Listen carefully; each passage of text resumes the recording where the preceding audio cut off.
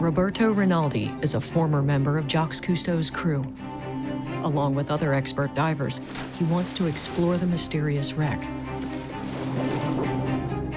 400 feet down, the submarine is accessible to divers, but just barely.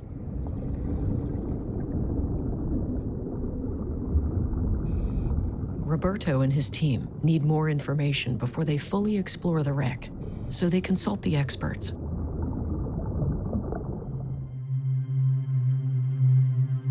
Luc and Marc Brouwer are the curators of Le Grand Blockhouse in France, a museum dedicated to the Atlantic Wall and its history.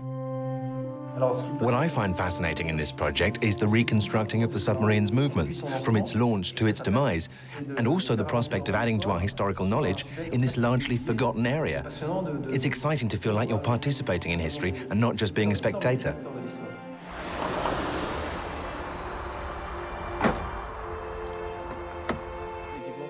Roberto shows photographs from his first short dive. You can clearly make out the deck's pointed shape.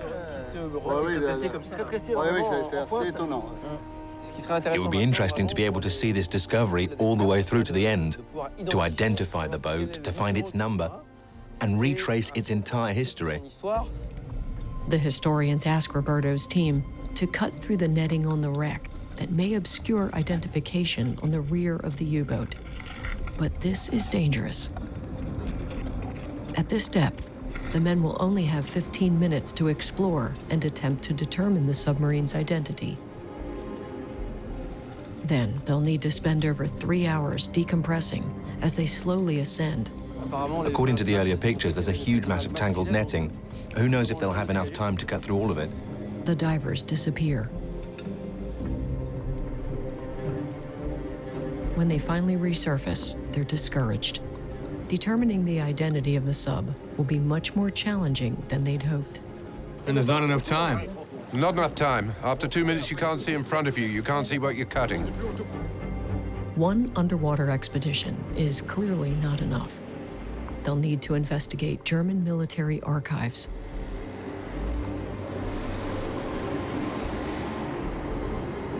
Of the 62 U-boats that prowled the Mediterranean, only 3 are accounted for.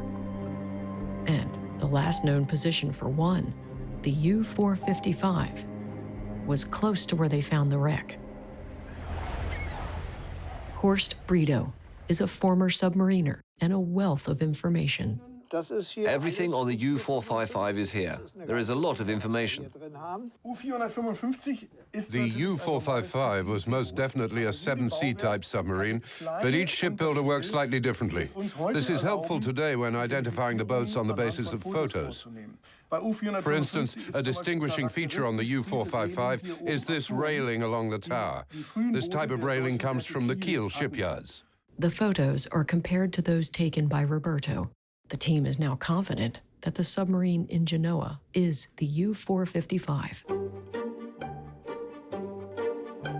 Confirming the U-boat's identity is the first step.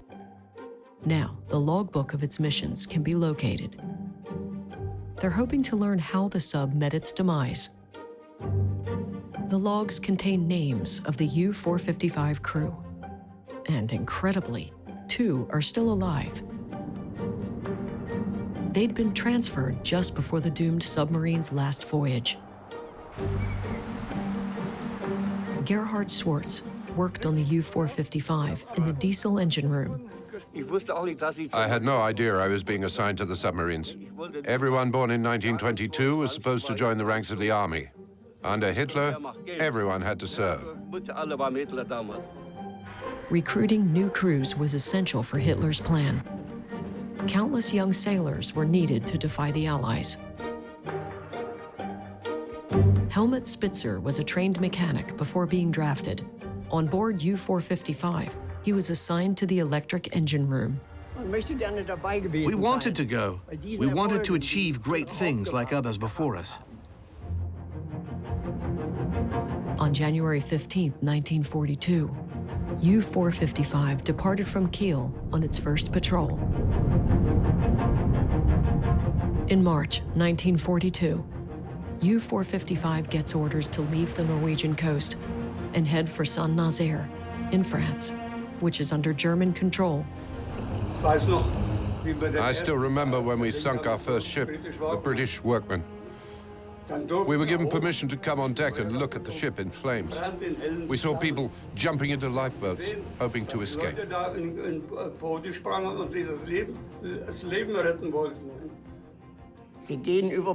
They were jumping overboard, trying to save their lives by swimming out into the middle of the ocean. And you know you are the person who has caused this, who participated in this. Not alone, of course, but you were still part of it. Roosevelt responds to the extensive damages inflicted by German U-boats with a massive shipbuilding program. The war goes industrial. Allied warships now travel in convoys, making the submarine's destructive job much more difficult. Late in 1942, a new, more aggressive commander is assigned to U-455. Allied planes, meanwhile, begin to attack U-boats as soon as they leave port. Once considered the ultimate sea predators, U-boats were now prey. Now, historically, the record of U-455's missions becomes vague.